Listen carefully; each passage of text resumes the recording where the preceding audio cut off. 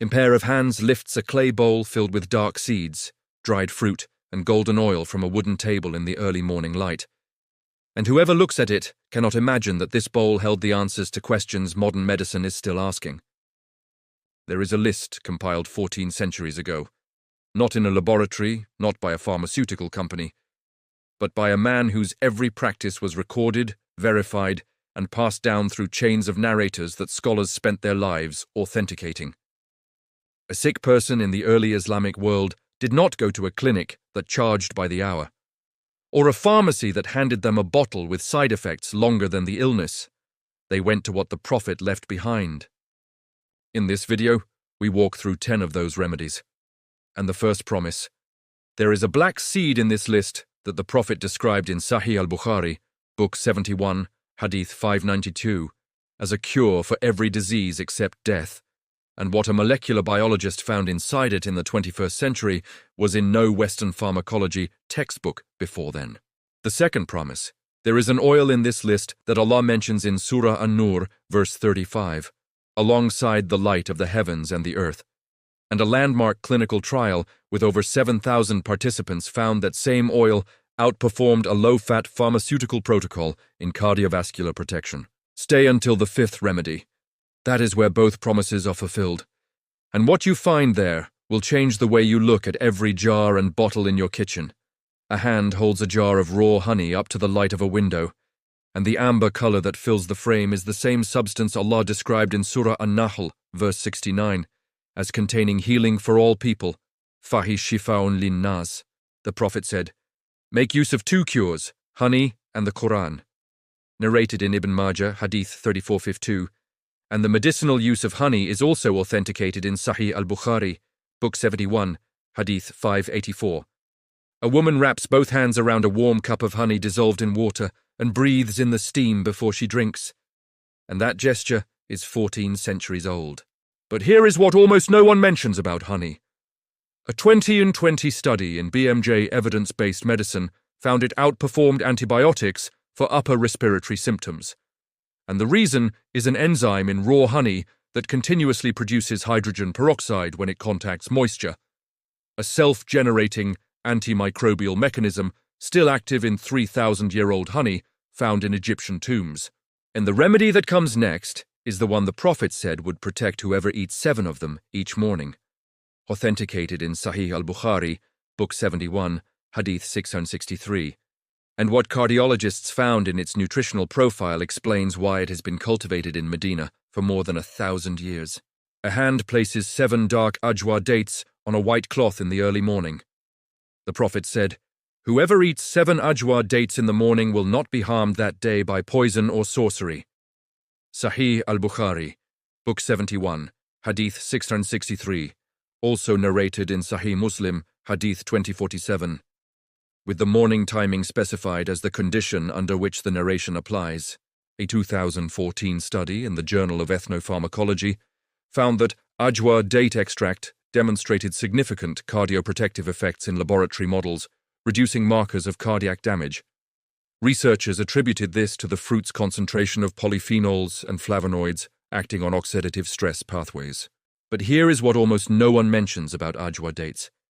A 2011 study in Nutrition Journal found that consuming dates produced a significantly lower glycemic response than equivalent refined sugar portions, meaning the Prophet prescribed a sweet fruit that does not spike the blood the way sweetness is assumed to.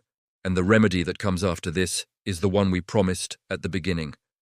The black seed, authenticated in Sahih al-Bukhari, Book 71, Hadith 592, as a cure for every disease except death. And what a research team found inside its active compound in 2019 was something no modern textbook predicted. A small glass bowl holds a mound of black seeds on a wooden surface under afternoon light, and the Prophet said, "Use this black seed, for it is a cure for every disease except death." Sahih al-Bukhari, Book 71, Hadith 592, also authenticated in Sahih Muslim, Hadith 2215. Ibn Qayyim al-Jawziyah devoted an entire chapter to black seed in his Tib al-Nabawi, writing that it stimulates the body's energy and aids recovery from fatigue. 8 centuries before the word immunomodulatory existed. A researcher places a drop of black seed extract onto a laboratory slide and watches thymoquinone, the primary bioactive compound inside that dark seed, under a microscope lens, and what happens on that slide is what a hadith described as universal medicine 14 centuries ago. In 2019 study in Phytomedicine found that thymoquinone, extracted from that same black seed, showed significant inhibitory activity against breast cancer cell lines in laboratory models through apoptotic pathways, a finding with no precedent in Western pharmacology before the 20th century. But here is what almost no one mentions about black seed. A 2020 randomized controlled trial in phytotherapy. Research found it significantly reduced fasting blood glucose and HbA1c in type 2 diabetes patients. Clinical evidence normally reserved for pharmaceutical compounds applied to a seed, a hadith, described as medicine for everything. And the remedy that comes next is the second promise we made at the opening. The oil Allah places in Surah An-Nur alongside the light of the heavens and the earth, authenticated in Tirmidhi, Hadith 1851, and what a cardiologist measured in a 7,000-person trial will not leave you quickly. He hand tilts a small glass bottle and lets olive oil fall into a clay bowl. And Allah says in Surah An-Nur, verse 35, that this tree is blessed, Zaytunatin Mubarakatin, belonging neither to the east nor to the west, its oil nearly glowing without any fire touching it. The Prophet said, "Eat olive oil and anoint yourselves with it, for it comes from a blessed tree." Narrated in Tirmidhi, Hadith 1851, and in Ibn Majah, Hadith 3319, graded Hasan by scholars of Hadith. A woman rubs olive oil into her hands at a wooden table and uses the remainder on bread. A combination of topical and dietary use that Ibn Qayyim documents in Tib al-Nabawi and Ibn Sina echoes in Al-Qanun fi al-Tib as a foundational daily remedy. The pre-dimed trial, published in the New England Journal of Medicine in 2013, following over 7,000 participants, found that a Mediterranean diet enriched with extra virgin olive oil reduced the risk of major cardiovascular events by approximately 30% compared to a low-fat control diet. But here is what almost no one mentions about olive oil. Oleocanthol, found only in extra virgin olive oil, was identified in a 2005 study in Nature as an inhibitor of the same inflammatory enzyme as ibuprofen through an identical biochemical mechanism. Which is why Ibn Sina described olive oil for joint inflammation 8 centuries before ibuprofen was synthesized. And the remedy that comes next is the one Allah mentions in Surah Ar-Rahman, verse 68, alongside the gardens of paradise. And what researchers found in its peel suggests that the part of this fruit most people discard contains the compound with the highest antioxidant concentration of all. A hand cuts open a pomegranate on a stone surface, and the red seeds scatter across the cloth beneath it. This is the fruit Allah names in Surah Ar-Rahman, verse 68, and in Surah Al-An'am, verses 99 and 141, alongside dates and olives.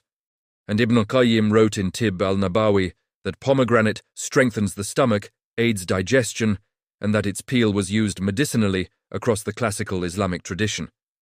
A physician holds a glass vial of pomegranate peel extract in a laboratory and records the antioxidant measurement.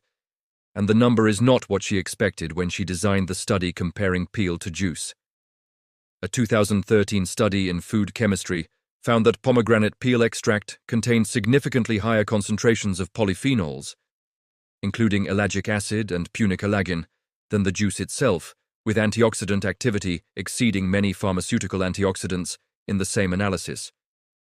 But here is what almost no one mentions about pomegranate.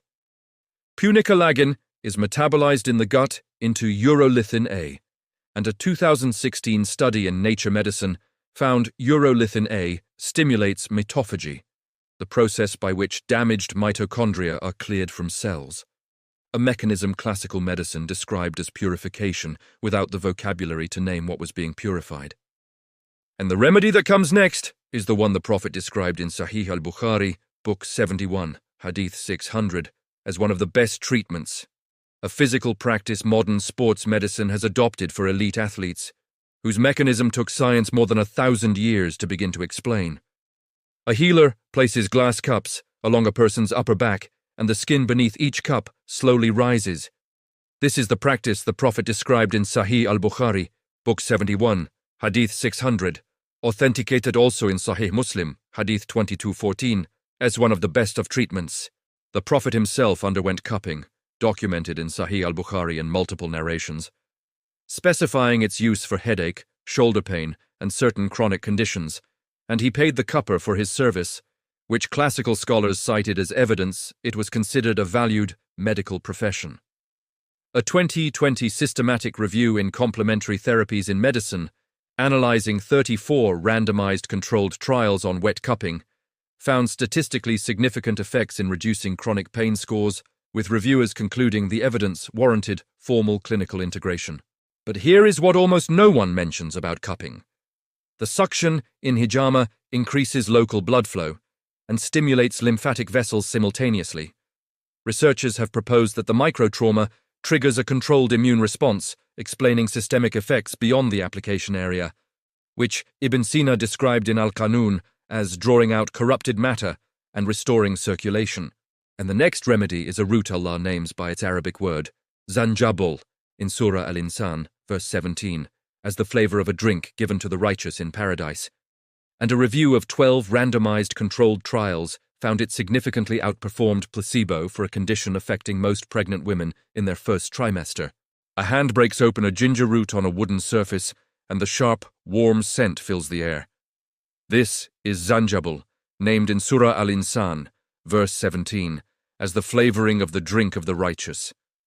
Ibn Qayyim wrote in Tib al-Nabawi that it warms the stomach, aids digestion, and clears phlegm. A description that maps almost exactly onto what modern gastroenterology has confirmed. A pregnant woman holds a cup of warm ginger infusion between both hands and breathes in the steam. A practice studied in 12 randomized controlled trials, reviewed in Nutrition Journal in 2014, which found ginger significantly more effective than placebo in reducing nausea and vomiting of pregnancy, with a safety profile preferable to certain antiemetics for first trimester use. But here is what almost no one mentions about ginger. 6-gingerol, its primary bioactive compound, was found in a 2015 study in the British Journal of Nutrition to inhibit LDL oxidation, the process by which cholesterol becomes the form that accumulates in arterial walls. A cardiovascular mechanism unknown when Ibn Qayyim listed ginger as a remedy for the heart. And the remedy that comes next requires no plant, no seed, and no preparation, only the absence of food. And what cellular biologists found happening inside the fasting body earned a Japanese man the Nobel Prize in Physiology or Medicine in 2016. A man places his hands flat on a bare wooden table before dawn, no cup, no bowl, no food, and the Prophet said, "Fast, and you will be healthy." Narrated in Ibn Majah, Hadith 3487, from the companion Abu Huraira, in Surah Al-Baqarah, verse 183, Allah says, "O you who believe, fasting has been prescribed for you as it was prescribed for those before you, so that you may attain taqwa. And the body behind the empty bowl begins a process in its own cells that no food can initiate." A man named Yoshinori Osumi, who spent decades studying what the body does when food is withheld, received the Nobel Prize in Physiology or Medicine in 2016 for his research on autophagy, the cellular self-cleaning process by which the body dismantles its own damaged components during fasting, now studied in aging, cancer prevention, and neurological disease. But here is what almost no one mentions about fasting.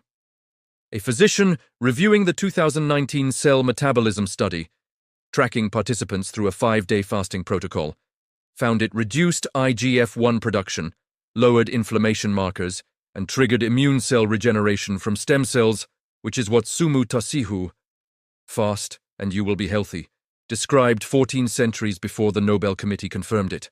And the remedy that comes next is one of the oldest, a fruit so embedded in the Quranic tradition that Allah swears by it at the opening of a surah alongside the olive and the mountain of revelation. And what scientists found inside its skin in 2011 suggests the oath carried more than symbolic weight. A hand holds a ripe fig and splits it open with a thumb, the deep red interior filling the frame. This is the fruit Allah swears by at the opening of Surah At-Tin, verse 1. Wat tini was zaytun, by the fig and the olive, named in the same breath as the Mount of Sinai. And Ibn Qayyim wrote in Tib al-Nabawi that figs soften the body, cleanse the liver and spleen, and benefit those who do sustained physical work.